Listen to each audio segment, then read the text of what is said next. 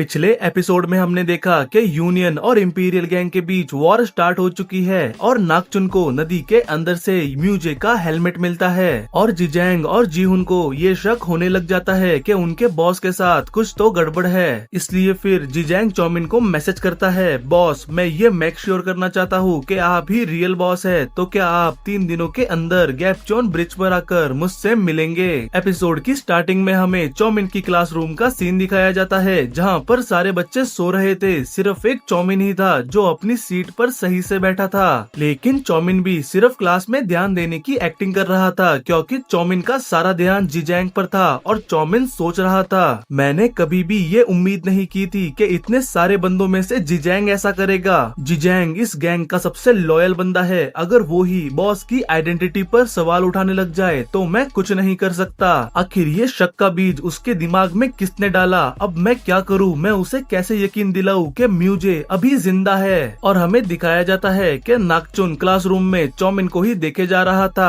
फिर scene cafeteria की तरफ शिफ्ट होता है जहाँ पर मिनगुक चौमिन से कहता है, अगर तुम तुम्हारा कटलेट नहीं खा रहे तो क्या ये मैं ले लूं। चौमिन कहता है, हाँ जरूर ले लो। मिनगुक कहता है, क्या सही में, अगर तुम तुम्हारा कटलेट छोड़ रहे हो तो इसका मतलब है कि कुछ तो बहुत सीरियस चल रहा है। फिर चौमिन मिनगुक से पूछता है, मिनगुक अगर तुम्हें किसी मरे हुए इंसान को जिंदा दिखाना हो तो तुम ये कैसे करोगे। मिनगुक कंफ्यूज होता है और फिर थोड़ा सा सोचने के बाद कहता है, तुम उसका एक पुतला बना सकते हो। चौमिन कहता है, अरे यार मैं मजाक नहीं कर रहा, प्लीज थोड़ा सा सीरियस हो जा। मिनगुक कहता है, मैं मजाक नहीं कर रहा, ये हमारी हिस्ट्री में भी है ना, जब 3 किंगडम्स की हिस्ट्री में उन्होंने एक बंदे का पुतला बनाया था ताकि वो उसे जिंदा दिखा सके। चौमिन कहता है, ऐसा आज के वक्त में करना नामुमकिन है। मिनगुक कहता है, वैसे चौमिन तुम ये क्यों पूछ रहे हो। तभी अचानक वहाँ पर नाकचुन आ जाता है जो चौमिन के कंधे पर हाथ रखकर कहता है, चौमिन खाना खाने के बाद मुझसे आकर मिलो। फिर सीन स्कूल की छत पर शिफ्ट होता है जहाँ पर चौमिन नाकचुन से कहता है, नाकचुन क्या हुआ, तुम इतने सीरियस क्यों हो। नाकचुन कहता है, चौमिन तुमने मुझे पहले क्यों नहीं बताया कि तुम म्यूजे के छोटे भाई हो। ये सुनकर चौमिन शॉक हो जाता है और नाकचुन आगे कहता है, सांगजे ने मुझे सब कुछ बता दिया है। ये सुनकर चौमिन सोचता है तो आखिरकार सांगजे ने नाकचुन को सब कुछ बता ही दिया। फिर नाकचुन चौमिन से कहता है, सांगजे ने मुझे बताया कि तुम भी तुम्हारे भाई से नफरत करते हो, वो साला बदमाश, वो खुद की फैमिली के लिए मुसीबत बनकर बैठा है। ये सुनकर चौमिन सोचता है, शायद सांगजे ने नाकचुन को अभी ये नहीं बताया है कि म्यूजे मर चुका है। शायद ऐसा इसलिए है क्योंकि सांगजे अभी भी नाकचुन का इस्तेमाल करके योंगिल हाई स्कूल को इन्वेस्टिगेट करना चाहता है और सांगजे इस बात में भी बहुत ज्यादा कॉन्फिडेंट होगा कि मैं नाकचुन को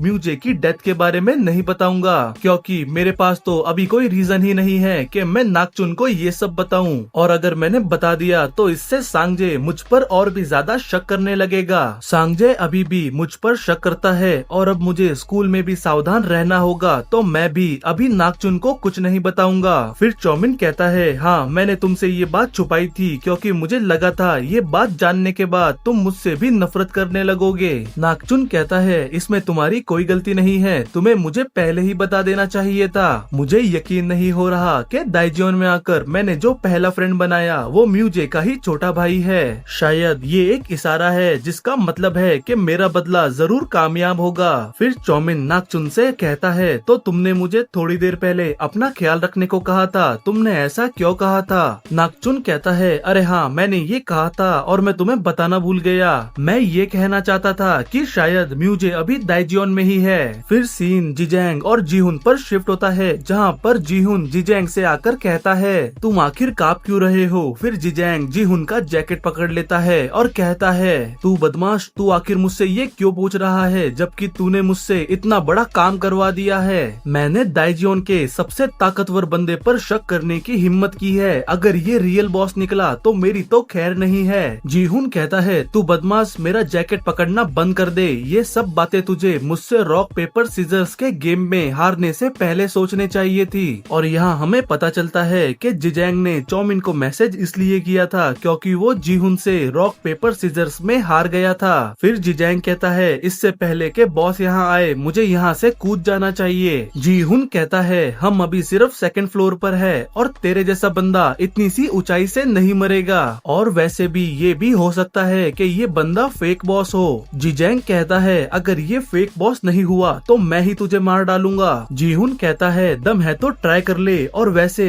तूने इन सब के बारे में सियोखा को तो नहीं बताया है ना। जिजैंग कहता है बिल्कुल भी नहीं, बार बार पूछना बंद कर दे। फिर जीहुन कहता है अगर ये बात साबित हो जाती है कि बॉस निपट चुके हैं तो मैं पक्का श्योर हूँ इसके पीछे सियोखा का ही हाथ होगा। जिजैंग कहता है मैं अब तेरी किसी भी बात पर यकीन नहीं करता। जीहुन कहता है लेकिन हो सकता है कि ये सच हो। फिर जिजैंग कहता है अगर ये सच हुआ तो कोई फर्क नहीं पड़ता कि वो फेक बॉस हो या फिर सियोखा, मैं उन सबको मार डालूंगा। फिर हमें 3 दिन बाद का सीन दिखाया जाता है। गैपचॉन ब्रिज की साइड में चौमिन खड़ा हुआ जीहुन और जिजैंग को देखता हुआ सोच रहा था अगर चीजें आज जैसा मैंने सोचा है वैसे नहीं हुई तो मेरा तो गेम ओवर हो जाएगा। और वहाँ पर हारिमा और ताइक्सियोन भी होते हैं जो कि सोच रहे थे क्या चौमिन का प्लान काम करेगा। तो यहाँ पर चौमिन का कोई प्लान है जो हमें धीरे धीरे रिवील होगा। फिर सीन जिजैंग और जीहुन पर शिफ्ट होता है। जीहुन कहता है ये मेरी तीसरी सिगरेट है, अगर ये खत्म होने तक कोई नहीं आया तो तुम जानते हो इसका क्या मतलब है। जिजैंग परेशान होते हुए कहता है चुप हो जा, मैं सब जानता हूँ। और जिजैंग सोचता है ये सच नहीं है ना बॉस, अब बस थोड़ी ही देर में आप उस ब्रिज के नीचे से आने वाले हो मुझे डांटने के लिए। फिर हमें चौमिन दिखाया जाता है जो कि सोचता है ठीक है अब उसके आने का समय हो चुका है। फिर हमें दिखाया जाता है कि गैपचॉन ब्रिज के नीचे से ताइजंग बहुत सारे बंदों को लेकर आता है और कहता है ये तो सही में यही है, और जो उसके साथ में है वो भी एक लीडर है। परफेक्ट, ये सब बिल्कुल वैसा ही है जैसा कि मेरे कांटेक्ट ने मुझसे कहा था। बॉयज आज हम सबको प्रमोशन मिलने वाला है और वो सारे यूनियन के बंदे जिजैंग और जीहुन की तरफ अटैक करने के लिए दौड़ते हैं। और जिजैंग कहता है ये क्या हो रहा है। जीहुन कहता है मुझे नहीं पता, लेकिन अभी के लिए पहले इनको ठिकाने लगा देते हैं फिर बाद में बात करेंगे। और फिर जिजैंग और जीहुन ताइजंग के बंदों के साथ फाइट करना शुरू करते हैं। और फिर हमें चौमिन का प्लान बताया जाता है जो कि उसने हारिमा और ताइक्सियोन के साथ डिस्कस किया था। जिजैंग ने मेरे सामने ऐसी कंडीशंस रखी है तो अब मेरा प्लान है कि मैं ताइजंग से उन दोनों पर अटैक करवा दूंगा। ताइक्सियोन तुम्हारे स्कूल में किसी न किसी बंदे के पास ताइजंग का नंबर तो होगा ही, प्लीज उनसे वो नंबर लेकर मुझे दे दो। ताइक्सियोन कहता है मुझे लगता है कि जिजैंग और जीहुन को टेक डाउन करना सबसे आसान तरीका होगा, लेकिन ये इंपीरियल गैंग के लिए भी एक बहुत बड़ा लॉस होगा। चौमिन कहता है मैं जानता हूँ, लेकिन एक्चुअली मैं उनको टेक डाउन करना नहीं चाहता, मैं तो बस एक अच्छा खासा डिस्ट्रैक्शन क्रिएट करना चाहता हूँ। और हमें दिखाया जाता है कि जिजैंग और जीहुन ताइजंग के सारे बंदों को खिलौनों की तरह पीट रहे थे। जिजैंग कहता है मेरे सामने से हट जाओ बॉस, अब बस आने ही वाले हैं। जीहुन कहता है क्या तुम्हें अब भी उम्मीद है कि बॉस आएंगे, मैंने तुमसे कहा ना वो सही में जा चुके हैं। ये सुनकर जिजैंग जीहुन पर ही गुस्सा हो जाता है और वो दोनों फाइट करना छोड़कर आपस में एक दूसरे को ही गाली गलौज करना शुरू करते हैं। और ये देखकर ताइजंग बहुत ज्यादा गुस्सा हो जाता है और अपने बंदों से कहता है तुम बेवकूफों क्या कर रहे हो, जाओ जाकर उन्हें टेक डाउन कर दो। फिर वो लोग फिर से फाइट करना शुरू कर देते हैं और हमें चौमिन दिखाया जाता है जो कि सोच रहा था ये दोनों भले ही बहुत ज्यादा स्ट्रॉन्ग है लेकिन फिर भी ये दोनों अकेले एक पूरे ग्रुप को तो नहीं हरा सकते। और हमें जिजैंग और जीहुन दिखाए जाते हैं जो दोनों बिल्कुल कॉर्नर हो चुके थे। तभी ब्रिज के अंदर से ताइक्सियोन अपनी 4th डिवीजन को लेकर बाहर आता है, जिसको देखकर यूनियन के सारे बंदे रुक जाते हैं और एक बंदा तो जमीन पर ही गिर जाता है, जो देखकर जीहुन सोचता है क्या सिर्फ ताइक्सियोन को देखने भर से ही ये बंदा नीचे गिर गया। और ताइजंग कहता है क्या हो रहा है, आखिर ताइक्सियोन यहाँ कैसे आ गया। तभी ताइजंग के पीछे खड़ा बंदा कहता है बॉस वहाँ ऊपर देखिए, और हमें ब्रिज के ऊपर एक बंदा दिखाया जाता है जिसने इंपीरियल गैंग की जैकेट और म्यूजे का हेलमेट पहना हुआ है। शायद चौमिन ने मिनगुक की बात मानकर म्यूजे का एक पुतला बनाकर वहाँ खड़ा कर दिया है। और ये देखकर जिजैंग जीहुन से कहता है तूने देखा बदमाश, मैंने कहा था ना बॉस अभी भी जिंदा है। फिर हमें चौमिन दिखाया जाता है जो कि सोच रहा था अब सबसे ज्यादा इम्पोर्टेंट पॉइंट आ चुका है। फिर कहानी फ्लैशबैक में जाती है 3 दिन पहले, जब नागचुन ने चौमिन से कहा था शायद म्यूजे अभी दाइजियोन में है। चौमिन हैरान होते हुए कहता है नागचुन तुम्हारा क्या मतलब है। नागचुन कहता है मैं सच कह रहा हूँ और हो सकता है कि वो तुमको फिर से परेशान करे, इसलिए मैंने तुमसे सावधान रहने के लिए कहा था। चौमिन कहता है ठीक है मैं सावधान रहूंगा, लेकिन मुझे बताओ तो तुम्हें ऐसा क्यों लगता है कि म्यूजे वापस आ चुका है। नागचुन कहता है क्योंकि मुझे म्यूजे का हेलमेट मिला है, जब मैं ब्रिज के पास जॉगिंग कर रहा था तब मुझे वो हेलमेट नदी में तैरता हुआ मिला। चौमिन कहता है मुझे कोई आइडिया नहीं है कि उसने अपना ये हेलमेट क्यों फेंका होगा, लेकिन मुझे लगता है शायद वो वापस आ चुका है। चौमिन कहता है क्या वो एक ब्लैक हेलमेट था जिस पर गोल्डन ड्रैगन बना हुआ था? नागचुन कहता है एग्जैक्टली वो वही था। चौमिन सोचता है चैंग ही ने उस दिन उस हेलमेट को उस नदी में गिरा दिया था और शायद तब से वो उसी नदी में फ्लोट कर रहा है। और मैं जानता था कभी भी सारे रास्ते बंद नहीं होते, हमेशा कोई न कोई रास्ता खुला ही होता है। फिर चौमिन कहता है नागचुन क्या तुम मुझे वो हेलमेट दिखा सकते हो? फिर सीन सीधा शाम को नागचुन के घर पर शिफ्ट होता है, जहाँ पर नागचुन चौमिन को म्यूजे का हेलमेट दिखाता है और चौमिन सोचता है ये बिल्कुल म्यूजे का ही हेलमेट है और मुझे इसका ही इस्तेमाल करना है इस सिचुएशन से बाहर निकलने के लिए। फिर नागचुन कहता है चौमिन अगर तुम्हें ये चाहिए तो तुम ये ले सकते हो। चौमिन कहता है नहीं, भला मैं ये क्यों लूंगा? और नागचुन अगर म्यूजे सच में दाइजियोन में आ चुका है तो क्या तुम उससे बदला लेने के लिए जाने वाले हो? नागचुन कहता है ये तो ऑब्वियस सी बात है, तुम ये क्यों पूछ रहे हो? फिर चौमिन कहता है तुम म्यूजे से बदला कैसे लोगे?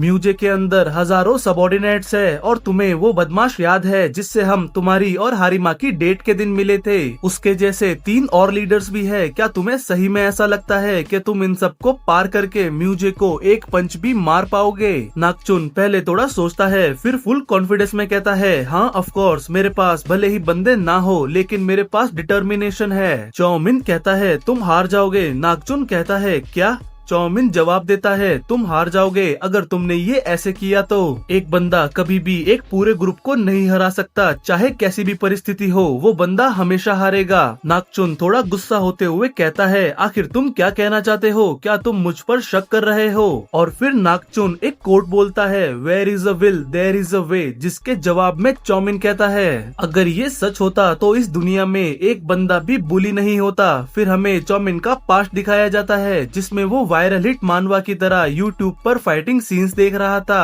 और सोच रहा था कि ये देखकर वो अपने बुलीज के अगेंस्ट चला जाएगा और फाइट में जीत जाएगा। लेकिन जब चौमिन अपने बुलीज के सामने हिम्मत जुटाकर लड़ने जाता है तब तुम लोग जानते ही हो जब एक बंदा 10 लोगों के सामने लड़ने जाएगा तो उसका क्या होगा। और यहाँ हमें यही दिखाया जाता है, चौमिन भी मार खाया हुआ जमीन पर पड़ा था। और फिर सीन दोबारा चौमिन और नागचुन की कन्वर्सेशन पर आता है, जहाँ पर चौमिन कहता है कोई एक बंदा किसी पूरे किंगडम को टेक डाउन कर ले, ये सिर्फ फिक्शंस में होता है और मूवीज में होता है, रियल लाइफ में ऐसा होना पॉसिबल ही नहीं है। फिर नागचुन गुस्सा होते हुए कहता है तो क्या तुम मुझे अपने बदले के बारे में भूल जाने के लिए कह रहे हो? क्या तुम चाहते हो मैं उस बंदे के बारे में भूल जाऊं जिसने मेरे फ्रेंड्स की आज ऐसी हालत कर दी है? चौमिन कहता है मेरे कहने का ये मतलब नहीं है, मैंने सिर्फ ये कहा कि एक बंदा एक ग्रुप को नहीं हरा सकता, लेकिन क्या हो अगर तुम्हारे पास खुद का एक ग्रुप हो? नागचुन कहता है तो तुम मुझे खुद की एक गैंग बनाने के लिए कह रहे हो, लेकिन मैं ऐसा कैसे करूं? दाइजियोन तो मेरा होम टाउन भी नहीं है, मैं तो यहाँ तुमको और सांगे के अलावा किसी को नहीं जानता। फिर चौमिन कहता है क्या तुम जानते हो एक ग्रुप है जो इंपीरियल गैंग से भी बड़ा है और फिलहाल सिर्फ वही ग्रुप इंपीरियल गैंग के खिलाफ खड़ा है। और यहीं पर ये पास्ट का सीन एंड होता है और फिर सीन दोबारा प्रेजेंट में आता है, जहाँ पर नागचुन के फोन से सांगे को एक फोटो के साथ मैसेज आता है कि म्यूजे गैपचॉन ब्रिज पर दिखा है। और मुझे नहीं पता कि नागचुन के फोन से इस एंगल से ये फोटो सांगे को किसने भेजी। फिर सांगे यूनियन की सारी यूनिट्स को गैपचॉन ब्रिज पर असेंबल होने के लिए कह देता है और सांगे ये भी कहता है कि गैपचॉन ब्रिज पर शायद म्यूजे है। सबसे पहले उसका हेलमेट उतारना और फिर हमें दिखाया जाता है कि यूनियन के सारे बंदे पूरे दाइजियोन में से गैपचॉन ब्रिज की तरफ दौड़ने लगते हैं। और फिर हमें टैक्सियन फाइट करता हुआ दिखाया जाता है, जो कि कहता है मुझे बॉस ने मैसेज करके यहाँ पर बैकअप के तौर पर भेजा है, क्या तुम दोनों ठीक हो? और जिजैंग म्यूजे को देखकर कहता है बॉस मैं जानता था आप जिंदा हो। जीहुन कहता है क्या ये सही में बॉस ही है? जिजैंग कहता है ऑब्वियसली, उस हेलमेट को देखो, मैंने खुद वो हेलमेट बॉस के लिए कस्टमाइज करवाया था। फिर हमें दिखाया जाता है कि उस हेलमेट के अंदर नागचुन है, जिसको चौमिन ने ये कहकर वहाँ पर खड़ा किया है कि अगर वो ये हेलमेट और बहुत सारे कपड़े पहनकर और उन कपड़ों के ऊपर इंपीरियल गैंग की जैकेट पहनकर सिर्फ उस ब्रिज पर खड़ा हो जाए तो वो इंपीरियल गैंग के डिविजन्स के लीडर को टेक डाउन कर देगा। और हमारा भोला बाला नागचुन बिना कुछ सोचे समझे हाँ भी कर देता है। और यहाँ पर नागचुन बिल्कुल भी हिल नहीं पा रहा था क्योंकि उसने इतने ज्यादा कपड़े पहने हुए थे ताकि वो म्यूजे की तरह लग सके। और यहीं पर हमारा ये एपिसोड एंड होता है।